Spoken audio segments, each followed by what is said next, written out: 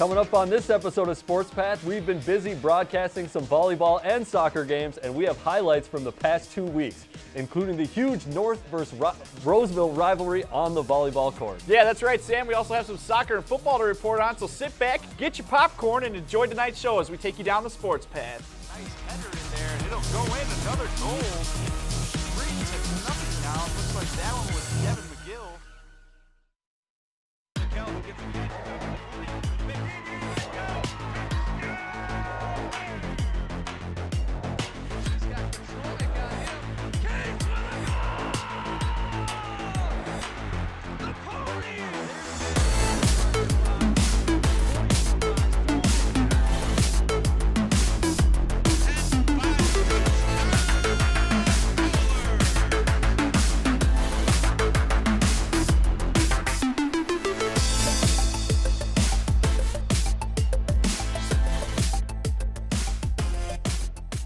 Well, welcome to the program, everybody.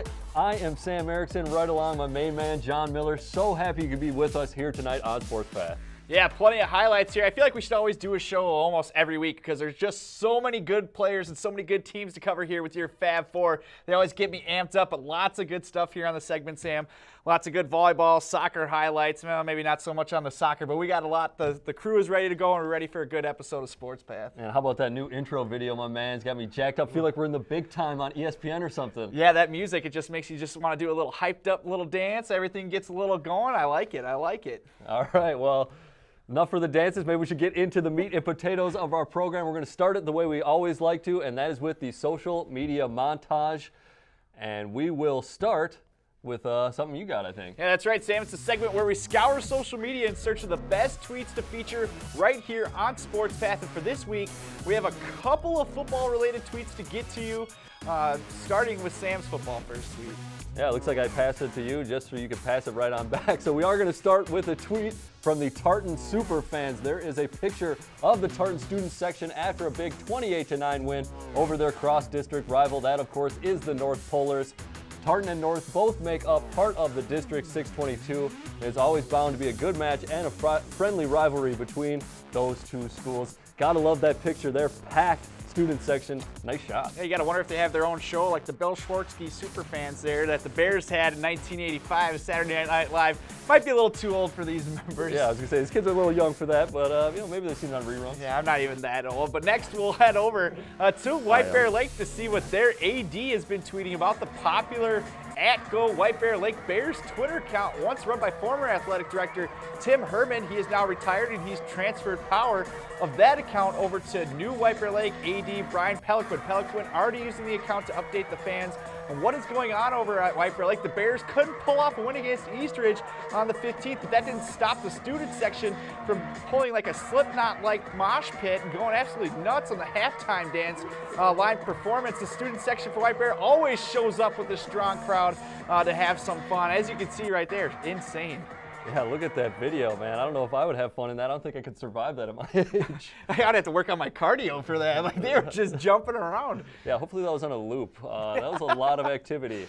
Well, I guess those two good entries will do it for our social media montage this week. But of course, we're always looking for everyone to give us stuff on social media.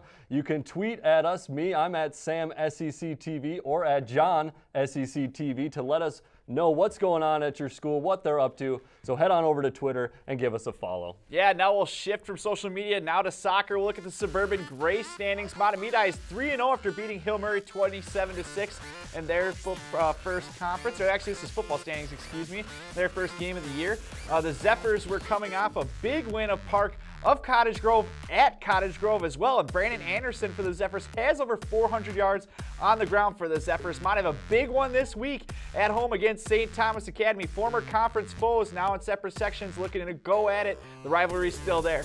Tartan picked up their first win of the season against former conference opponent but longtime district rival North St. Paul. Now we'll shift over to the Suburban Gold standings. The North Polars are 0-3 after a 27-9 loss versus Tartan. Solomon Whalen threw for 2 touchdowns and ran for another as the Titans scored a touchdown in every quarter. And now North is trying to turn things around at Park Center this Friday. And now we'll take a look over at the Metro East standings. Yeah, and I'll handle that. The Metro East, kind of the East Metro East with all those teams that are normally in the Suburban East, but for football purposes, they're in the Metro East. I don't know, it doesn't make sense, kind of makes sense, but you follow. If you're a White Bear fan, they're in this, so pay attention. White Bear fell once again, though, 31-15 at home to Eastridge. The Bears are 0-3 on the season, but have a good matchup as 0-3 Stillwater come to town. This will be Stillwater's first road game of the year after dropping their first 3 at home at the newly renovated Pony Stadium. Yeah, we've been calling a few Stillwater games, Sam, and they definitely don't look like they have the team that they usually have. Starting off 0-3, a lot of bad mistakes and coaching decisions, I really feel like. Oh, that's a big rivalry between those two schools, so that's going to be a nice little game there. I call for White Bear to get that upset. Ooh, I like the call, Sam, and I'm not going to argue. I think it's going to be a close one. But this is the part of the show where we tell you what is coming up after the commercial break. I know you hate to see us leave our beautiful faces, but we don't. Don't worry, we'll be right back with some soccer highlights. Don't change the channel. We'll be right back with Sports Path.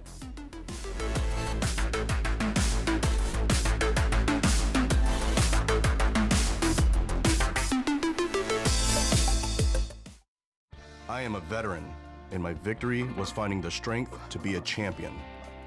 I am a veteran. My victory is having a job I can be proud of. America's veterans are on their most important tour, the tour of their lives. My victory was finishing my education.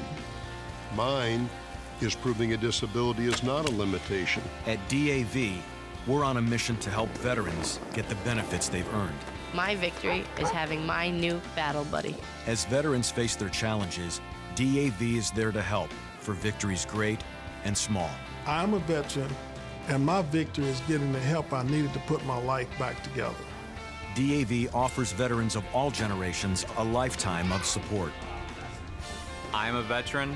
My victory is being there for my family. When America's veterans win, we all win.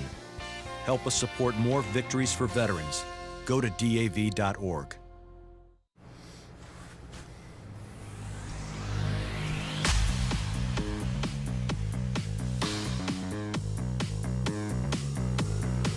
Take a good look at yourself. Oh, yeah. And turn. Oh, very nice. Check that smooth backside one more time.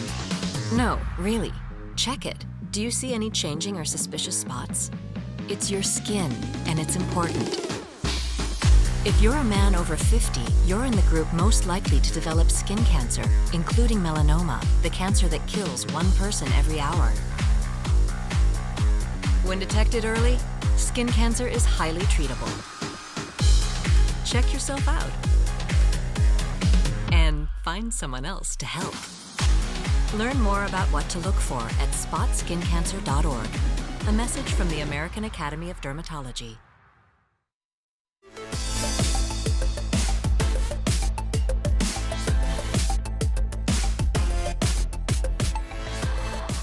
Hey, all you SEC sports fans. First of all, hopefully you weren't too scarred from that last commercial with that guy in his shirt off. We want to quickly let you know that we're always looking for volunteers here.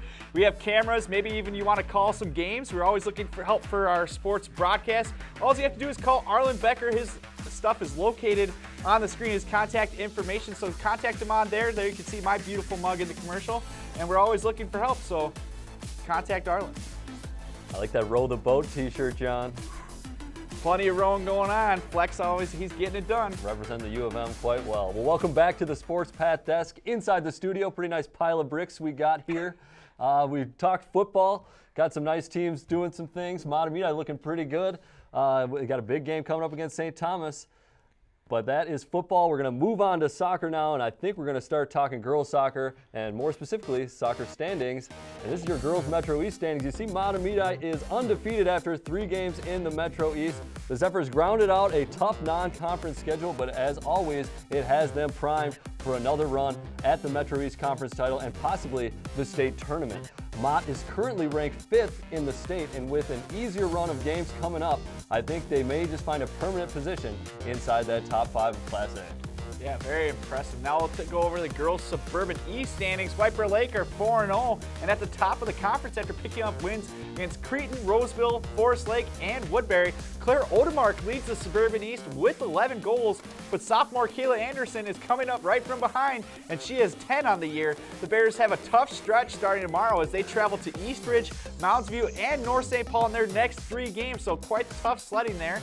Now we'll go over to boys soccer where Sam will have the Tartan versus St. Thomas Academy game, if you want to call it that. Yeah, that's right. We are going to start with some highlights. And there they are at Tartan Stadium. Tartan turning things around a little bit this year, already with 3 wins on the season. Going to be a tough one, though, against St. Thomas Academy, and they got it started early and often, is right here, already with 1 on the board. Get a second one. That is Amon Bird to make it 2-0 under 10 minutes played. So fast start from the boys in blue. St. Thomas Academy now Dylan Lovegreen with the ball near side. Centers it, Nikita Zoltak heads the ball in for a beautiful goal. That was actually Zoltak's second on the night. He got the first one there with a little redirection. Now off a free kick, the ball is loose, and Wyatt Isaac turns around, shoots it right on net to make it 4-0. As the sunshine turned into night, now we'll get into the second half. The next goal is going to come from Devin Boeing with the header into net. Boeing soaring through the air like a 747. That is his first of the game, but keep an eye on him as he was in flight all night. Next one is going to be crossed over. That's Boeing again. Ball up the sideline, centered for him, and an easy tap in as he keeps on flying through the air, or I should say, sailing. Didn't really fly through the air on that one. St. Thomas adds to the lead, making it 7-0. That one got past Sebastian Avila. That was Jacob Matthews. This one, players falling everywhere. Peter Cornea there, though, to chip it up over the goalie to the top of the net to make it 8-0 St. Thomas Academy. Sebastian Avila is going to come out of his net to stop the ball once again right here. Cornea nets another goal by putting it right over Avila, who is way off the line, and that makes it 9-0. Tartan still not on the board. And Cornea will get a chance for a hat trick, but he passed it over to Boeing instead. Boeing gets the hat trick with the final goal of the game. Landing gear down. Everything looks to be in its place. St. Thomas coming home with the victory. That would be your final 10-0. 6 different players get on the score sheet for St. Thomas. Boeing, of course, leading with 3 goals. Tartan with a tough loss, but that is one impressive St. Thomas Academy team. Yeah, very impressive team. They just absolutely dominated that game, Sam. Yeah, and with that, we will talk a little bit about Tartan's improvement on the season. Maybe didn't see it right there in those highlights, but Tartan had no wins coming into this year from last year. I should say no wins last year. They had 3 already in their first 5 games. They only scored 5 goals all of last season, and now with their 3 wins under their belt, they obviously have scored more than that. We're going to see where they end up in the section tournament. Probably not going to make a run at that state tournament, but maybe not going to be at the bottom of the seeds in section play. Yeah, one crazy thing about that game against St. Thomas, they didn't have their first shot on goal until almost the end of the game with about a couple minutes left. That was absolutely ridiculous. But they are making strides there at Tartan, but wasn't too pretty that game. So despite the loss, we'll take a look at now the Metro East standings. The Haitian Sensations of North St. Paul left. They went back to Haiti, and now North St. Paul is undefeated at the top of the conference after a big 2-1 win against Matamidi last Thursday. The Polars have their biggest test of the conference season next Thursday as they host that very strong St. Thomas Academy team. The winner of that one, almost surreal, wins the Metro East. Other than that, North has South St. Paul, Simley, and Tartan left on their schedule, all winnable games as the Polars look to repeat as Metro East champs. Matamidi close behind, only 1 loss coming from the Polars, and as we talked about, Tartan a little farther down, actually all the way down, but making some solid improvements from last season as we just talked about.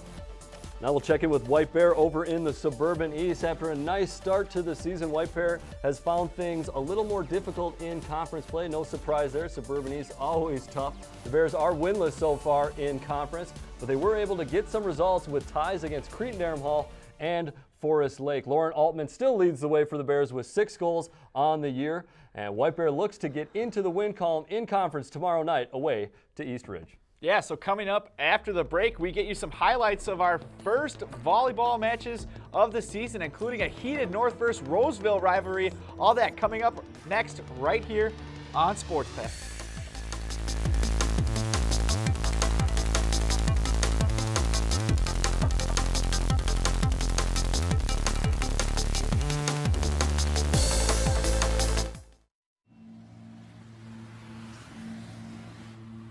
This is the city where danger lurks. Today, a new creature walks among us, terrorizing innocent citizens. They prowl the streets alone and in packs, causing mayhem, destruction, and carnage. Warning. Until this threat can be contained, we must all be on the lookout for the dreaded digital Deadwalkers. They're not looking out for you. Dude! Engage! A public service safety message from the American Academy of Orthopedic Surgeons, who want to keep everyone well connected. Sorry. With strong, healthy bones.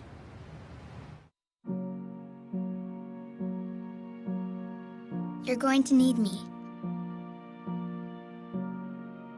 You're going to need us. All of us.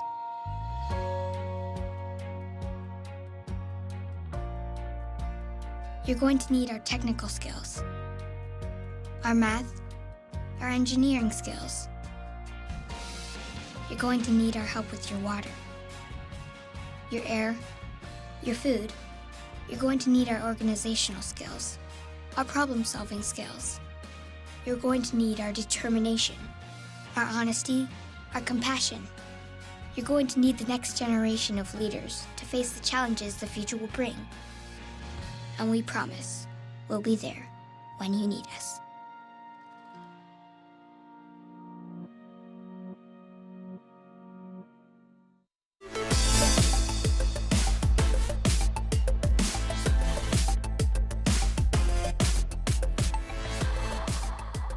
Hey everyone, don't forget to follow us on social media. The Suburban Community Channel's Facebook page consistently posts content about all the games we are at.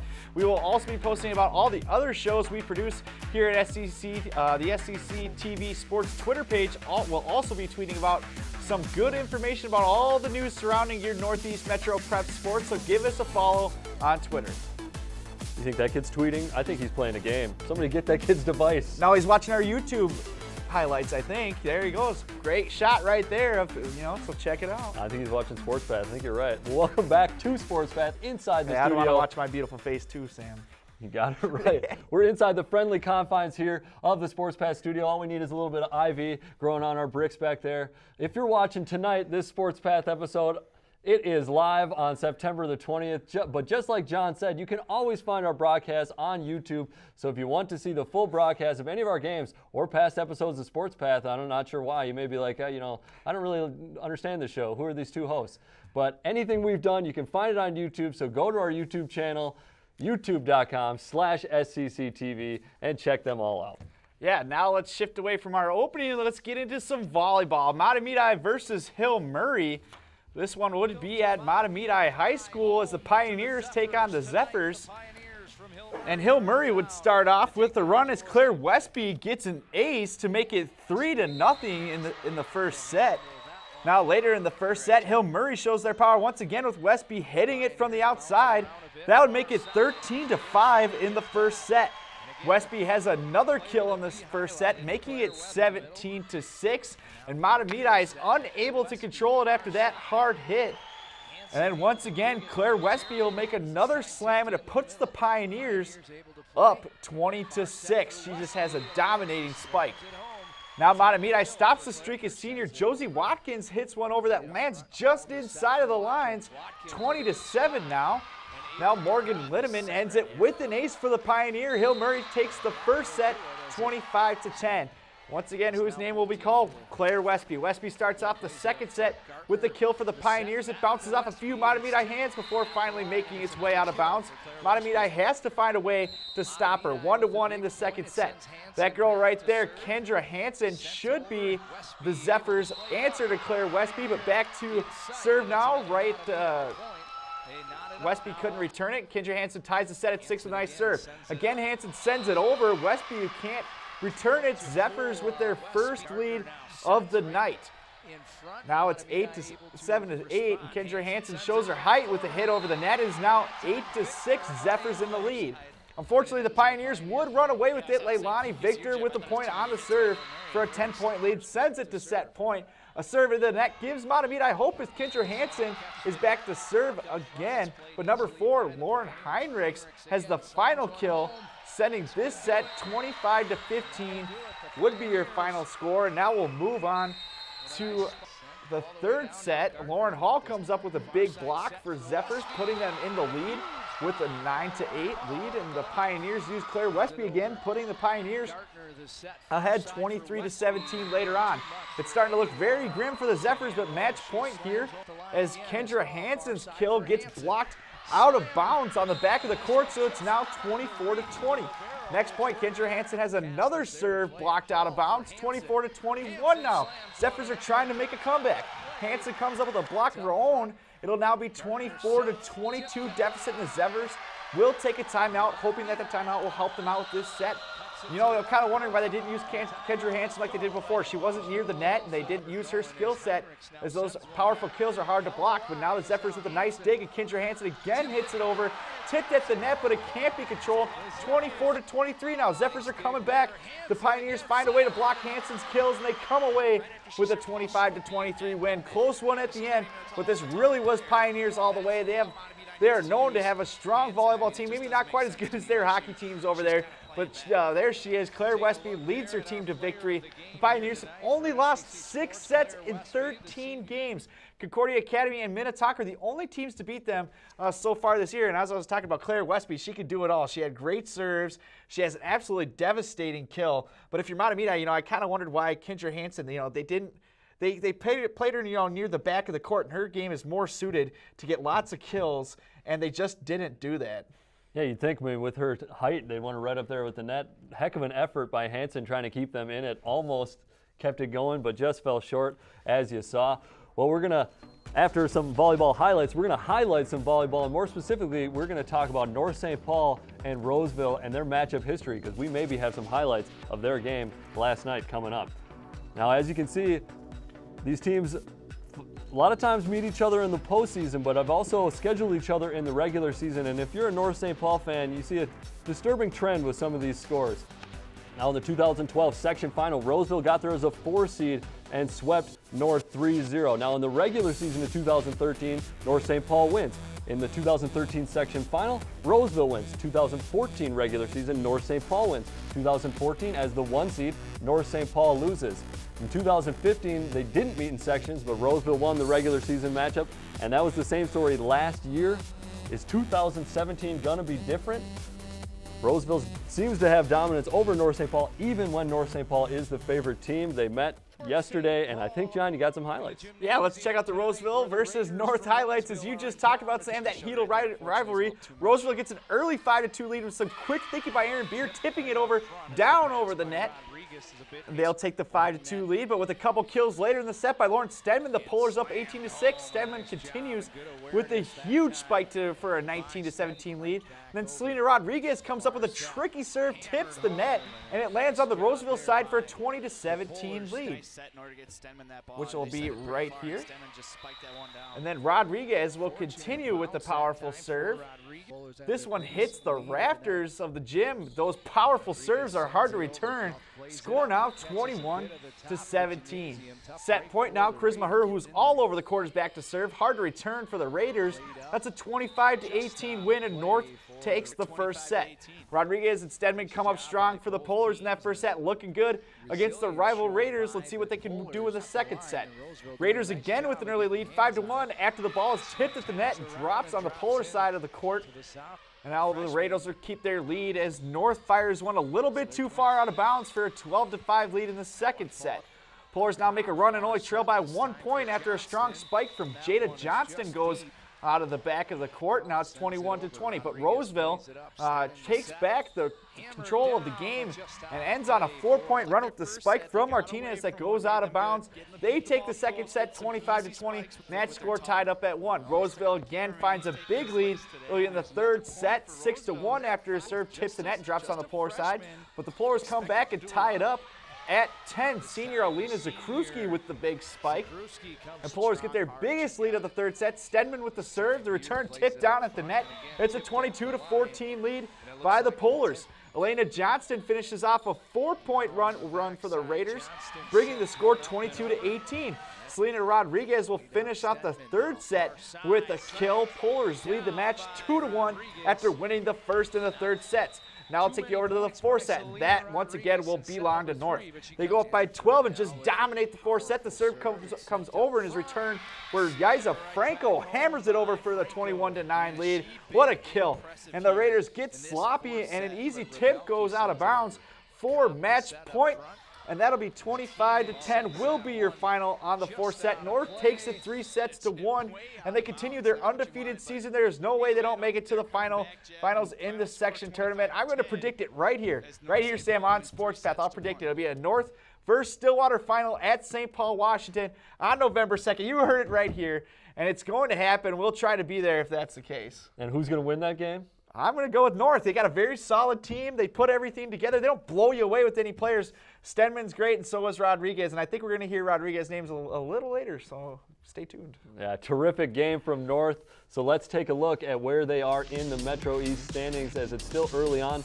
North St. Paul, undefeated so far, but in third in the standings as you see them there, undefeated on the season. Hill Murray off to a great start at 4-0 and 12-2 overall. They're getting stellar play from Claire Westby, as John mentioned earlier. North has only played 2 conference games, but they will likely make up that gap. As you saw, they're a strong team. They got past Roseville, got to feel good for North St. Paul. Now, Tartan and Matamidi are both in the lower to middle portion of the standings. Tartan 4-3, Matamidi 3-4, but both 1-1 in conference. And we actually saw Tartan, last episode, we saw Tartan beat that Roseville team as well. All right, and I guess we'll switch to the Suburban East, and I'll handle that too. White Bear Lake lost their first match to Stillwater in conference, getting swept 3-0. Stillwater is currently 2-0 in conference and 8-2 overall, leading the way at the top.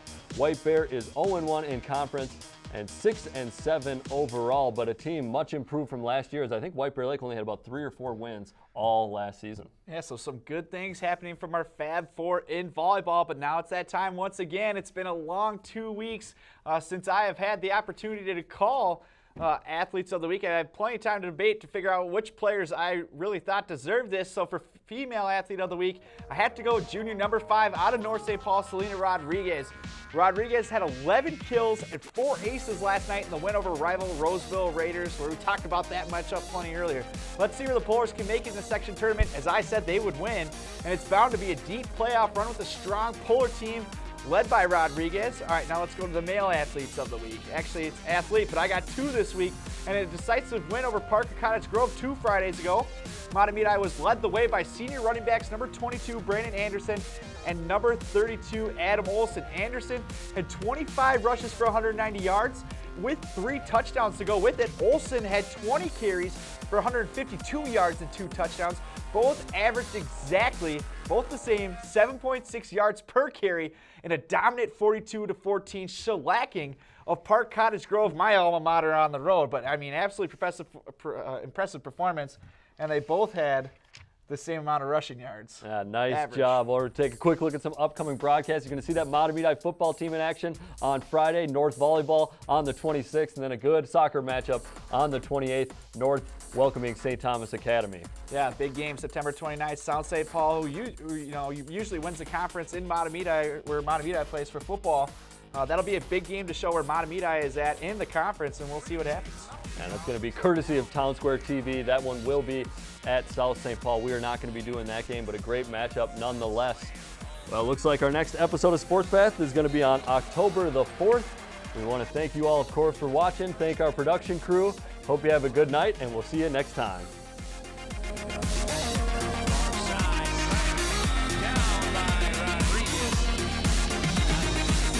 Able to play. Far set for West. And Montevideo